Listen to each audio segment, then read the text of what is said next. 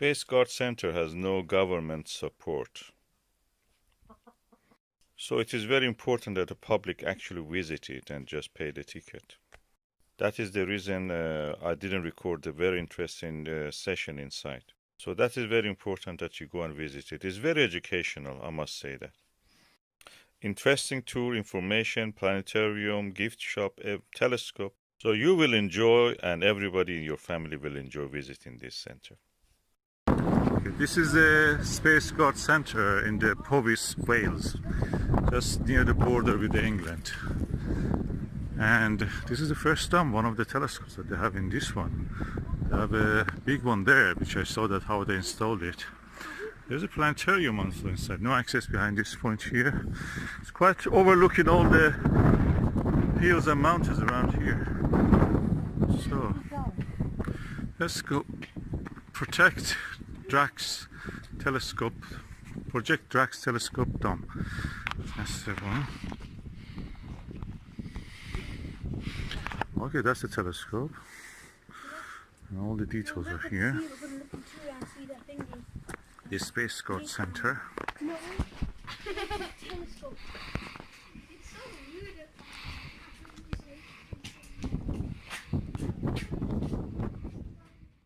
From this shop. Oh, I love these pictures of the view. Oh, Spaceguard Centre, okay. I like one of these. I want this phases of the moon. I love that. 3D. Thank you. Oh, how much are they? £2. Okay, that's worth. They spent billions of pounds to go there.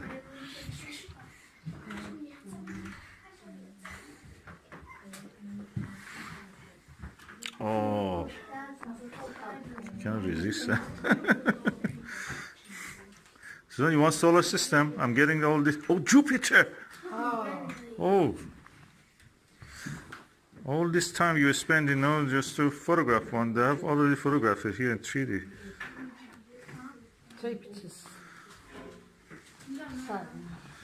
7, beautiful. I got Mars. That Mars is amazing. I like that. Neptune also nice, but we don't know much about it, so it's the only time they visit it. Oh, I got this one. Oh, you want the world? Oh, that's the night. Shows the Earth in the night and the Earth in the day. Oh, this one, please. I'll get that for the kids. So Yeah, take one of them for so each. then they can see when they look through their own. Yeah.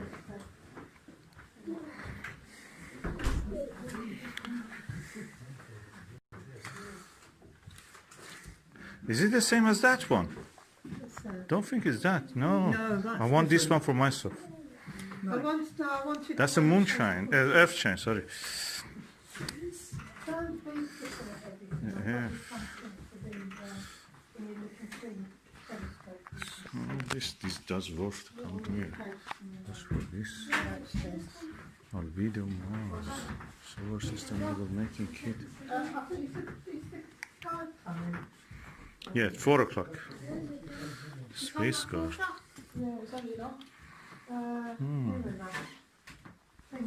Night Sky Project. Yes, yeah, no, not yet. But I will just finish it. I'm just looking at this Night Sky. Weather station. 9:50. I spend the night sky. I'm going now. After shopping, we are now going into the Spaceguard Centre, opened by Sir Patrick Moore, CBE Fellow of Royal Astronomical Society on 29 September 2001. And this is the Spaceguard Centre.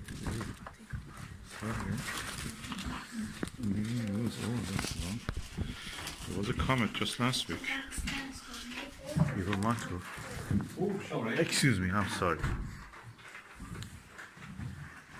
What is this? Giotto spacecraft, the model of it. Rosetta Stone. It's a big objective. Massive. eclectic. We have a lot of aberration.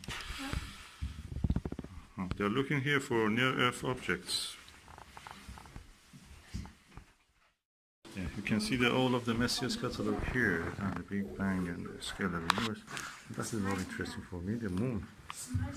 Explore scientific. Oh, that's the famous manufacturer of the eyepieces.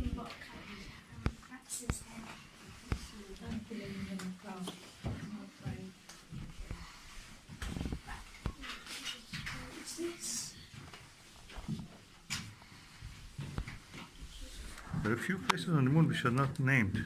One of these is Lavetia, this area. South Lavetia. Or South Lavetia. A lunch.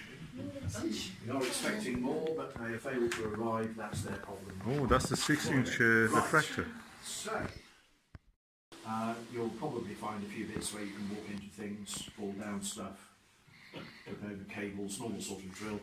Shouldn't be a problem. We're going around together, but just bear in mind it's not totally idiot-proof. Yeah, and for the younger ones amongst, if you can't see me, I can't see you, not a good thing. All right? Yes. Okay. All right. Now, are any of you astronomers of any? Professionally, you mean? Anything? Sorry. Professionally, you mean? No. I have interest in astronomy. Yeah, Yeah. there are very few professional astronomers. Very Loads and loads of amateur ones. Yeah. And astronomy, of course, is one of those. It's just like collecting stamps. Beg pardon? It's a hobby like collecting stamps or fossils. Yeah. I collect eyepieces. Well, astronomy, of course, is one of the few scientific disciplines where actually most of the real work's done by the amateurs, which is rather fun. But, of course, what we don't do here is ordinary astronomy. I mean, we're not into stars, galaxies, that sort of thing. The focus is on planets, but not the big ones. It's the little ones we play with. And we've got 15 or 20 billion of them, so not really sure. Having said that, it's quite a new subject, and really it shouldn't be. It's new because we made a mistake. Of course, in science, that's pretty common. It's how a lot of science works. This one dates back to Isaac Newton. In fact, come through here, I'll try and explain. That used to be our prime before we built the robotic one outside. Now this one's a refractor, so up at the top end we've got a 13-inch triplet lens, which gives you very nice images down at the bottom end that you don't look at. That's what the cameras do. Now, on the side, we've got a little 4.5-inch refractor, which is the guide scope for the big one. And on the top, we've got the baby brother of the one in the dome outside.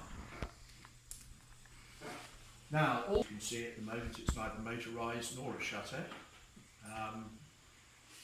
Just before Christmas, we had some fairly stiff storms up here, 75, 80 knot winds, and a film crew who thought it would be a really good idea to open the hatch in a 90-mile-an-hour wind. Didn't go terribly well.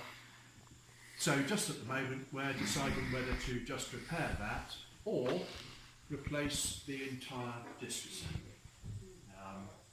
Whichever we decide, it'll have to wait for the spring when the weather's better.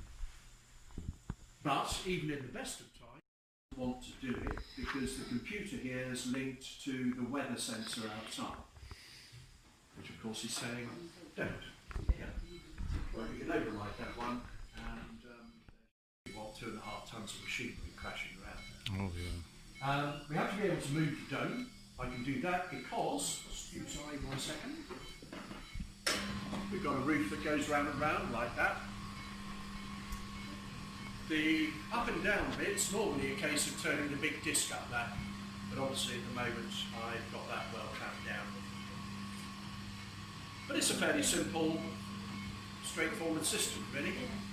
We do have one small problem though, and that's at the bottom end of the telescope. Because it's quite long, if the top end here is moving down, the back end's moving up. Now you could climb up on chairs and things, but it's a lot more civilised if you've got one of those. Whoops. Oh, the whole thing platform rises. You just take the floor,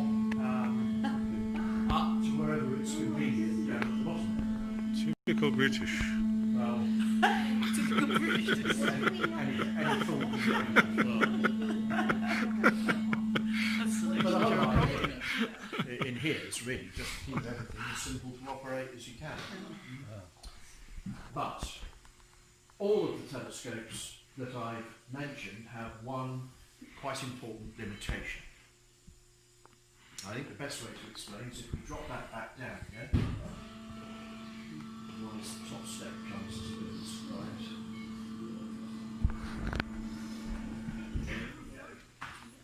Come on down, I'll show you.